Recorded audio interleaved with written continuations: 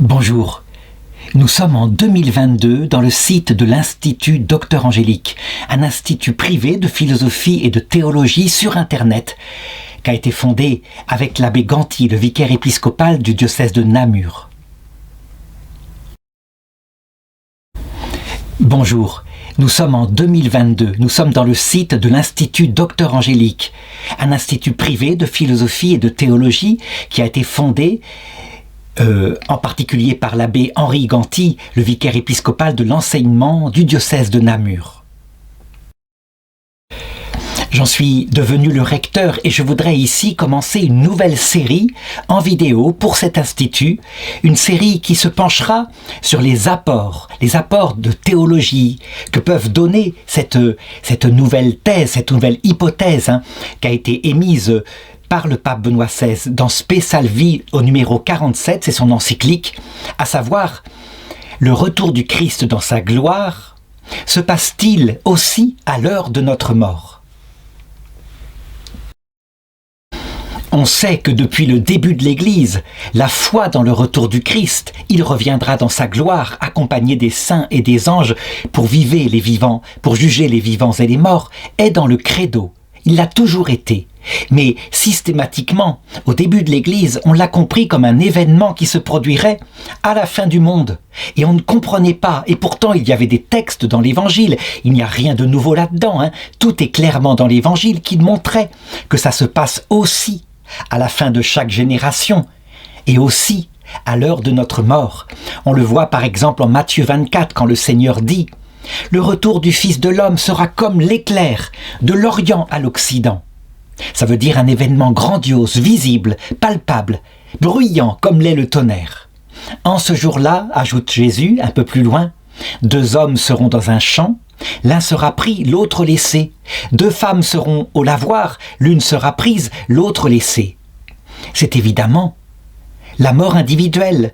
L'un est pris en ce sens qu'il meurt et il passe dans l'autre monde, l'autre est laissé. Il est là, bien stupéfait, devant la mort de son frère qui est par terre allongé. Alors évidemment, saint Thomas d'Aquin et la scolastique en Occident n'y a pas cru.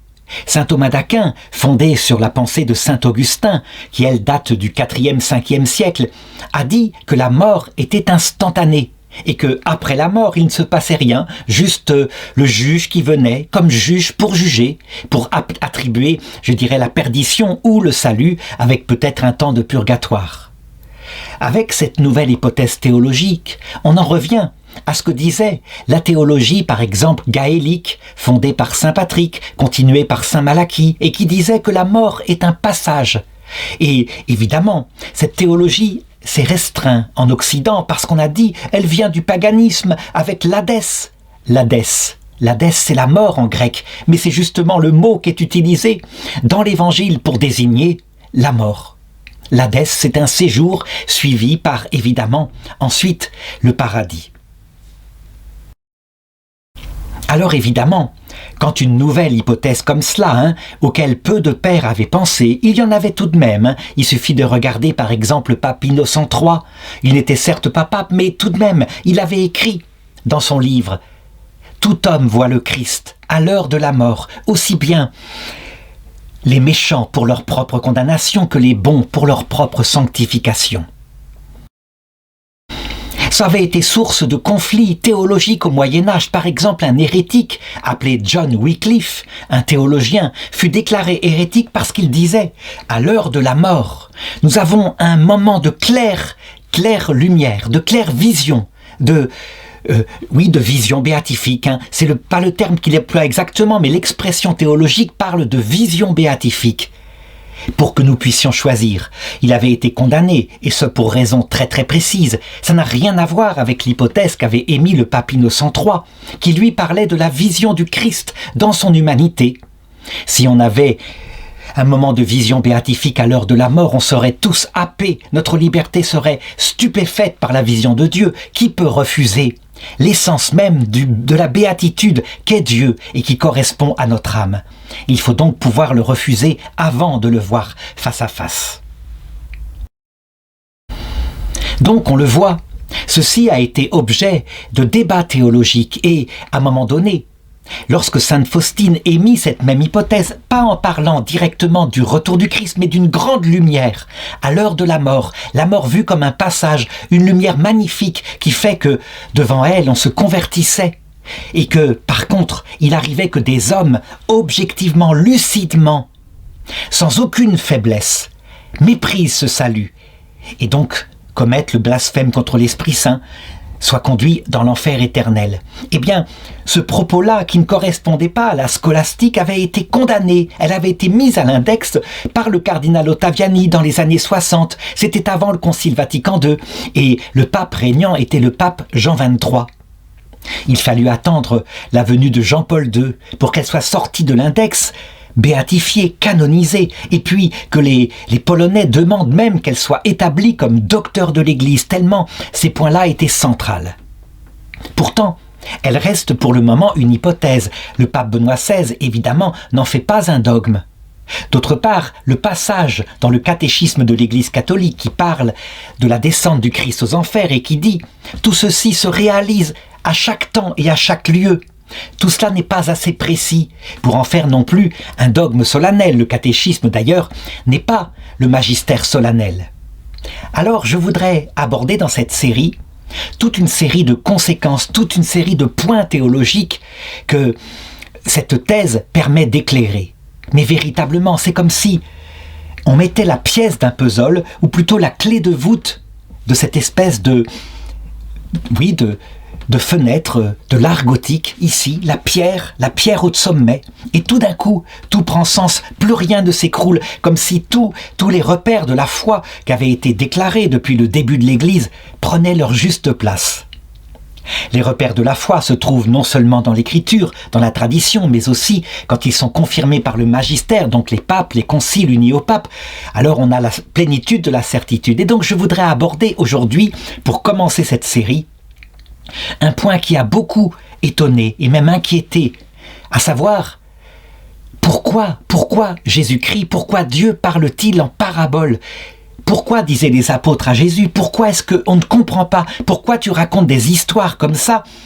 Paraît-il, tu dis que les enfants les comprennent, mais nous ne comprenons pas. Pourquoi n'expliques-tu pas en clair ce que tu veux dire? Et Jésus leur répondit, cette phrase totalement mystérieuse, qui posa beaucoup de problèmes, qui fut même source d'hérésie avec Jean Calvin. C'est en Marc chapitre 4 verset 11.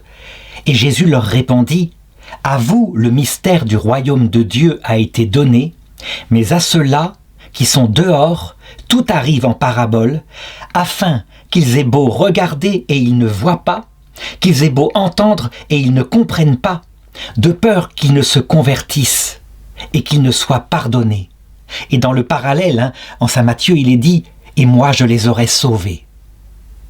Fondé là-dessus, évidemment, Jean Calvin, qui constatait, c'était un thomiste, il lisait beaucoup la Somme théologique et en particulier le Supplementum, qui n'a pas été écrit par saint Thomas, mais par ses disciples. Il ne s'est jamais demandé, Jean Calvin, pourquoi Dieu n'avait pas permis que saint Thomas écrive le traité de l'ordre, le traité du mariage, le traité de l'Église et le traité des fins dernières. Pourquoi l'avait-il enlevé avant, par une apparition glorieuse, justement? Et après, sa plume lui était tombée des mains. Il disait à son disciple,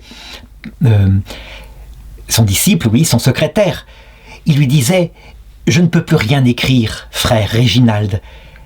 Tout ce que j'ai écrit en comparaison de ce que j'ai vu, c'est du foin, de la paille. » Et il voulait même détruire ses œuvres, ce que, heureusement, frère Réginald l'en empêcha.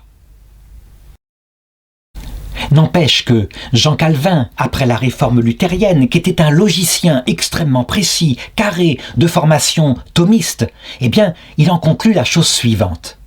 Puisque c'est la foi qui permet d'entrer dans le salut, et que, d'autre part, la foi est un don de Dieu, et donc, manifestement, que Dieu ne la donne pas à certains, c'est donc que Dieu, qui est le potier, celui qui fait les vases d'argile que nous sommes, décide de sa suprême majesté, qui est sauvé et qui est damné. Quant à nous, nous avons juste à remercier, rendre grâce, à recevoir dans la confiance quand nous recevons la foi, et nous sommes sûrs d'être sauvés. Mais ceux qui ne reçoivent pas la foi, nous sommes sûrs qu'ils seront damnés. Et c'est un acte de volonté de Dieu, disait Jean Calvin. C'était une hérésie absolue, totale, la plus terrible des formes du protestantisme. Quand on voit Martin Luther en comparaison, mais c'est un mystique. Et Jean-Sébastien Bach, qui était luthérien, n'avait jamais eu cette idée-là. Il savait que Dieu était amour.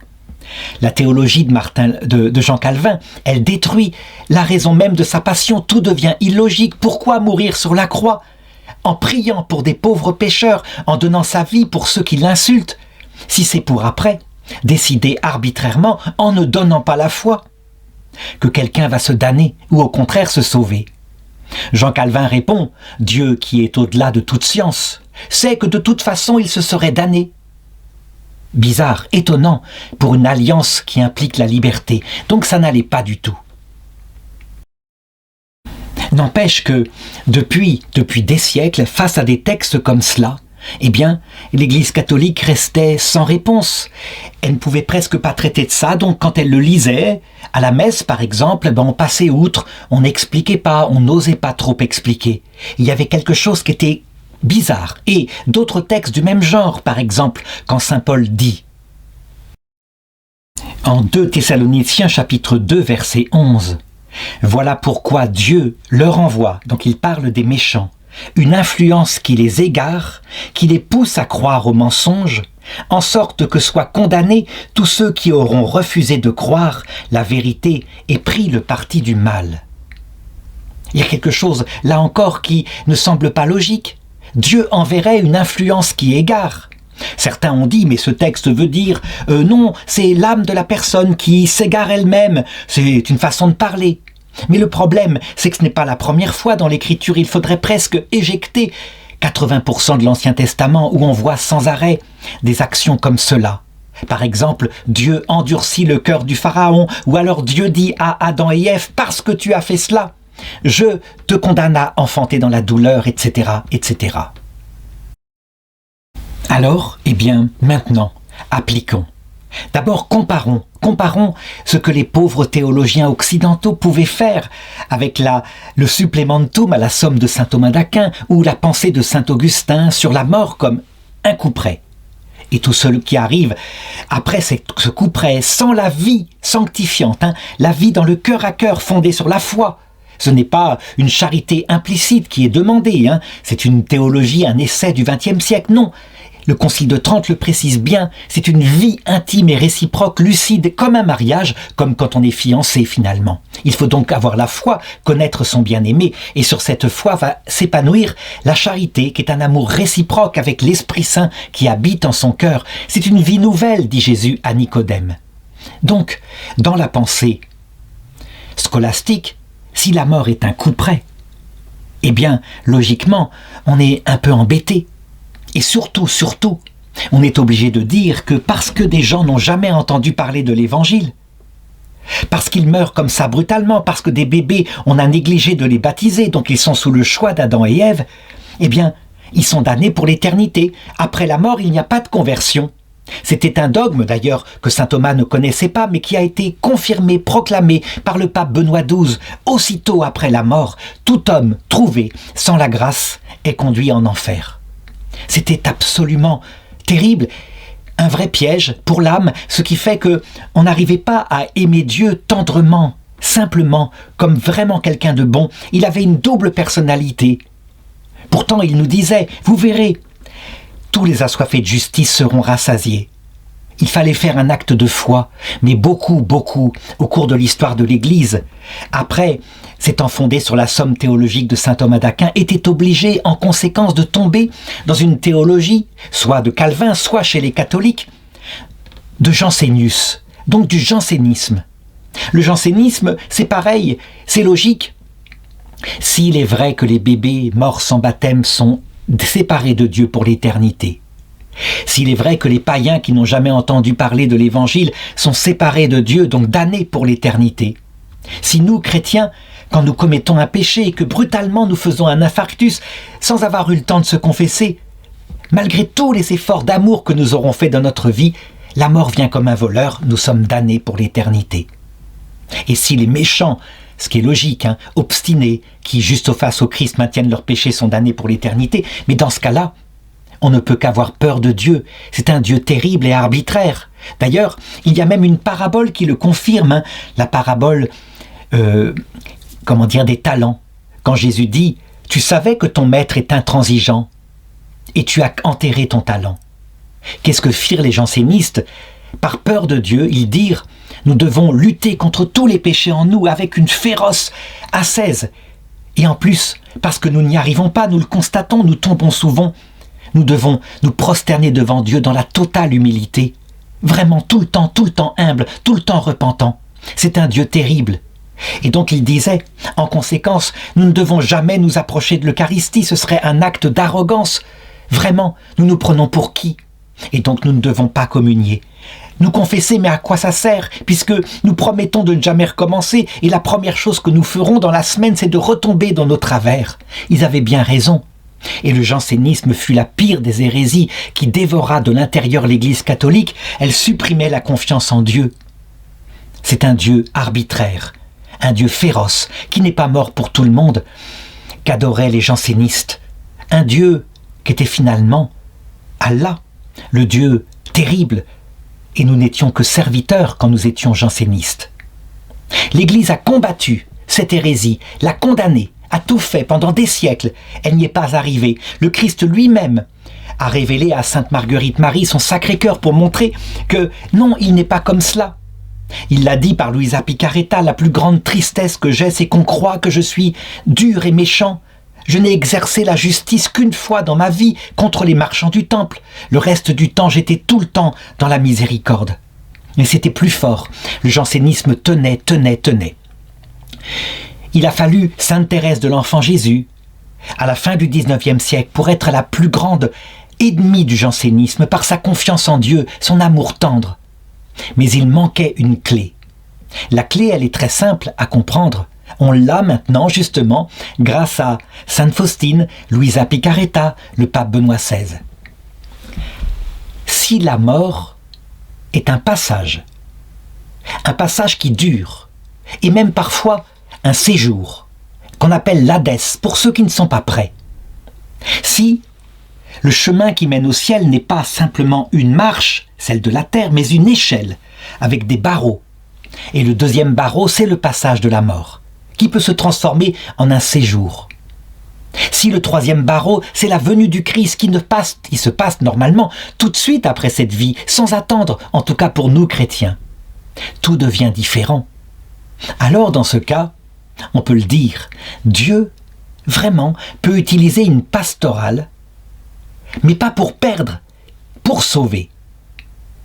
Alors, pour confirmer cela, d'abord, heureusement, le Concile Vatican II est arrivé, qui a, sans le vouloir, je crois, émis un dogme solennel dans une constitution pastorale, Gaudium et Spes, 22.5, et le Concile Vatican II a dit « Parce que le Christ est mort pour tous, nous devons tenir qu'il offre à tous, par un moyen connu de lui, la possibilité d'être associé au mystère pascal, ce qui veut dire très concrètement que tout homme recevra la possibilité d'être sauvé.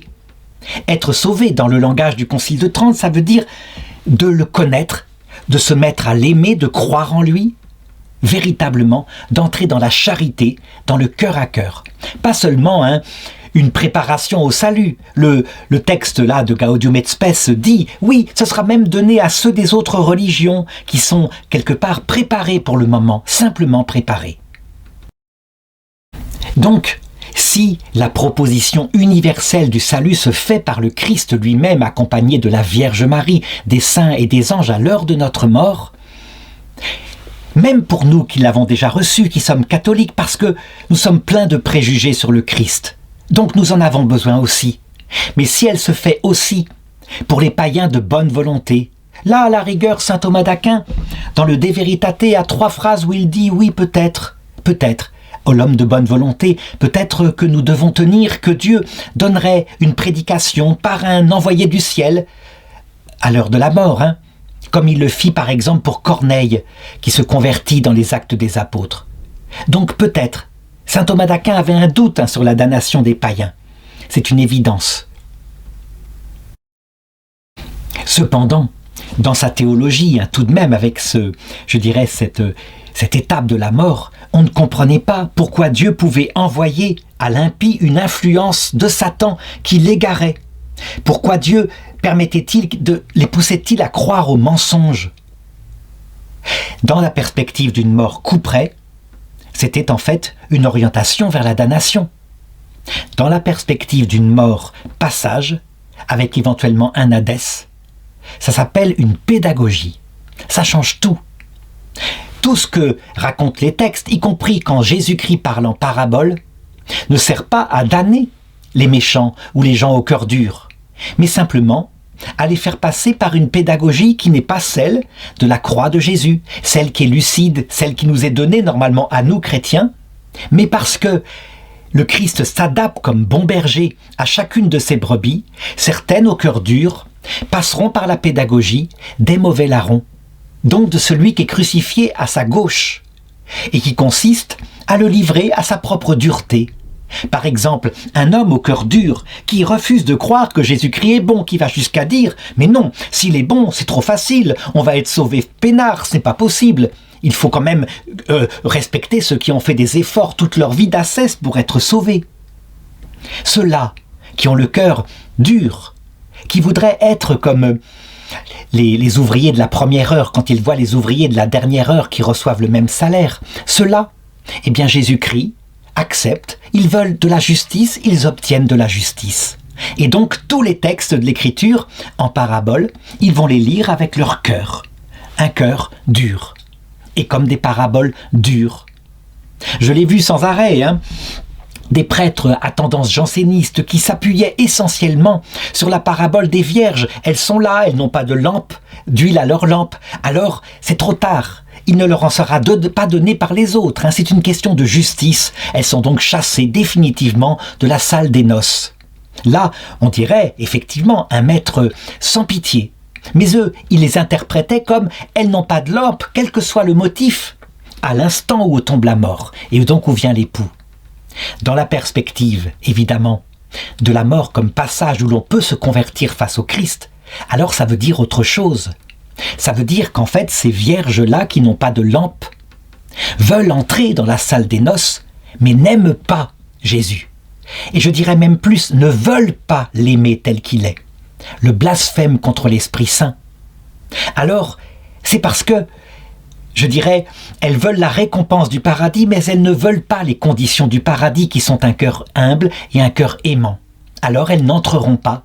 Effectivement, dans leur arrogance, elles sont chassées du paradis, et ce pour toujours, puisqu'elles ne veulent jamais se convertir.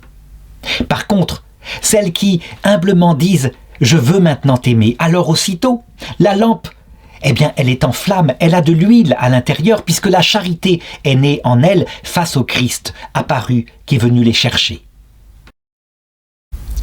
Ceux qui disent « Mais vous poussez la parabole », je réponds « Mais non, elles dormaient bien, les vierges sages, ne dormaient-elles pas ?» Bien sûr que si, et elles ont allumé leur lampe. En réalité, c'est toutes les personnes dont le cœur est bon, qui ne connaissent pas encore le Christ, dont le cœur est prêt à s'enflammer, elles ont soif du Christ. Elles ne sont pas mortes par une volonté méchante, mais par l'absence, par le fait qu'elles dorment. La révélation ne leur a pas été donnée, et dès que le Christ paraît, elles allument leur lampe, elles prennent feu, elles se mettent à l'aimer dès qu'elles le voient. On voit, ça prend un tout autre sens. Donc, la clé, c'est que maintenant nous pouvons comprendre que s'il y a une théologie qui donne le vrai, le bien, qu'on appelle la théologie dogmatique, mais aussi la théologie morale, il faut développer une pastorale de Dieu, comprendre en lisant l'Ancien, le Nouveau Testament, en lisant l'action de Dieu dans l'Église, et maintenant sur les païens, comment Dieu emmène tous les hommes, sauf ceux qui voudront lucidement se damner, c'est le blasphème contre l'Esprit Saint, il les conduit par des chemins divers vers le salut. Mais que nous, chrétiens, la grande différence quand nous vivons notre foi, c'est que nous avons déjà le salut en nous, la présence du Saint-Esprit. Les autres ne l'ont pas, ce qui ne veut pas dire que Dieu ne les conduit pas. Et donc il parle en parabole, comme il l'a dit aux apôtres, ils ne comprennent pas. Et c'est un chemin de salut pour eux. Alors très concrètement, prenons un exemple. Nos enfants, depuis à peu près les années 70, nous leur faisions faire leur communion. C'était l'acte d'apostasie, comme si ils n'y croyaient plus, ils n'étaient plus attirés par le Christ et toute une génération a agi comme cela. Alors, si la foi est un don de Dieu, nous devons dire que ça vient de Dieu qui ne les attirait plus, mais peut-être aussi de nous, qui ne leur enseignons plus la ferveur de la prière, et peut-être en partie d'eux, enfants gâtés, je dirais élevés comme ça, méprisant leur mère Église, ne voulant plus l'écouter. Mais c'était et aussi une volonté de Dieu. S'il avait voulu attirer un jeune, il l'aurait attiré. Il est plus puissant que tout. Il peut faire de ces cailloux, dit saint Jean-Baptiste, des enfants à Abraham. Est-ce que c'était pour perdre complètement une génération, celle de mai 68 ? Eh bien, si nous lisons avec la mort comme passage, nous disons non, c'était simplement le meilleur chemin pour eux. Enfants gâtés, enfants d'Europe, comblés par l'Évangile, nous étions assis dessus sans nous rendre compte du trésor. Alors il nous a conduits au désert. Le temps d'une génération. Quant à ceux qui du coup ont apostasie, n'ont pas cessé tout au long de leur vie de cracher sur leur mère Église comme si elle était une marâtre, est-ce à dire qu'ils sont perdus pour l'éternité ? Dieu a des moyens. Il va les faire passer par la croix, soit du mauvais larron, soit du bon larron, pour qu'ils apprennent. La génération de mai 68 s'est passée de prêtre et de Dieu. Elle va devoir affronter sa mort, sa vieillesse avant, sans espérance théologale. Donc, dans une pensée de désespoir total avec le néant comme perspective. Et beaucoup sont là qui voudraient s'euthanasier pour éviter cette angoisse et éventuellement la dépendance en maison de retraite. Ce sera le moyen douloureux, la croix du bon larron pour les hommes droits, du mauvais larron pour les hommes mauvais de cette génération, n'est pas une croix facile. La croix du Christ, elle est facile, elle a un sens, on voit pourquoi. Il façonne notre cœur. Mais est-ce à dire que Dieu ne va pas façonner leur cœur à ceux qui ne le connaissent pas encore ? Bien sûr que si. Et il le façonne dans l'ignorance. Le chemin, c'est le chemin de l'Ancien Testament, si on peut dire, qui ne sauve pas par lui-même, mais qui prépare le salut. On le voit, tous les dogmes, toute la pensée de l'Église, qui s'accumulait au cours des siècles, point par point, devient cohérente. Est-ce que cette pastorale va durer tout le temps, jusqu'à l'heure de la mort ? Pas forcément. Dieu sait exactement ce qu'il faut. Et la Sainte Vierge, à qui Jésus a confié le trésor de notre salut, est une maman quand elle voit que le cœur est suffisamment purifié. Et Dieu sait si la génération de mai 68 a eu des malheurs, mais aussi beaucoup d'orgueil. Malheur par la maladie du sida qui venait en plein sur leurs rêves, jouissons sans entrave, et puis malheur, je dirais, d'une immigration qu'ils voulaient parce qu'ils rêvaient d'un monde paisible et unifié sur la terre et une immigration qui leur fait de plus en plus la guerre. Malheur par n'importe quel virus qui les effraie, la fin du monde est là, qui leur fait peur alors qu'ils n'ont jamais été autant en sécurité. Donc dévorés par l'angoisse, une angoisse qu'ils ne comprennent pas, que le livre de la sagesse explique. Cette maladie étrange, de spectres lugubres qui passent la nuit, cette angoisse qui fait qu'on se jette chez des médecins, des psychiatres, eux-mêmes malades du même mal, c'est quoi ? C'est l'absence de Dieu, l'absence de sagesse qui dévore le cœur de notre âme, faite pour cette sagesse-là. Dieu laisse faire, ne leur rend pas la foi tout de suite, les fait boire jusqu'à la lie, s'il le faut, la coupe de leur orgueil de jeunesse, et puis il leur apparaîtra dans sa gloire, pas pour les perdre, pour les sauver. C'est pourtant textuellement, saint Paul le dit, Dieu a soumis tout homme à la désobéissance. Il n'a pas dit, Dieu a laissé, Dieu a soumis. Donc c'est beaucoup plus actif. Chose qu'on n'accepte pas, on refuse cette pastorale. Dieu ne peut pas nous soumettre à la désobéissance. Eh bien si.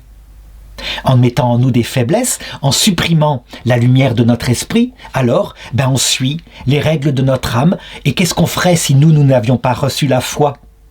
Eh bien, carpe diem, nous serions vautrés dans les plaisirs immédiats avant que n'arrive la jeunesse, comme le sont ceux que nous critiquons. Dieu a soumis les hommes, tous les hommes, à la désobéissance afin de leur faire miséricorde. Alors je sais, certains jansénistes disent « mais c'est pas possible ». C'est aberrant. Il ne peut pas faire cela. D'abord, le salut devient facile. Pas du tout.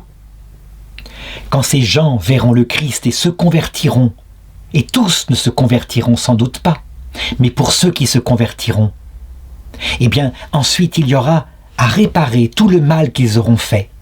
Le purgatoire, il existe de l'autre côté, il y a d'autres échelons.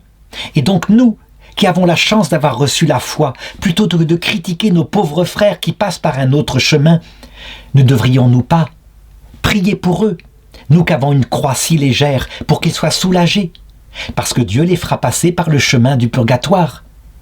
Tout homme, sans exception, pour arriver à la vision béatifique, doit apprendre sa propre misère. Ce chemin leur apprend leur propre misère, mais quel chemin difficile! Quant à ceux qui disent « Mais alors, si le Christ revient à l'heure de la mort, pas la peine de prêcher l'Évangile, tout le monde sera sauvé ». Est-ce à dire que nous, qui avons reçu la foi, nous laissons nos frères vivre de l'horrible croix des mauvais larrons ou des bons larrons? Nous accepterions ça pour nos enfants? Bien sûr que nous devons évangéliser, mais être dans la paix, faire parfaitement confiance en Dieu, qui fera porter des fruits à tout ce que nous faisons pour évangéliser, à sa manière, quand il le veut. Et à la fin, il sera victorieux, sauf chez ceux qui, obstinément, je l'ai dit, et je le redirai tout le temps, mépriseront son salut.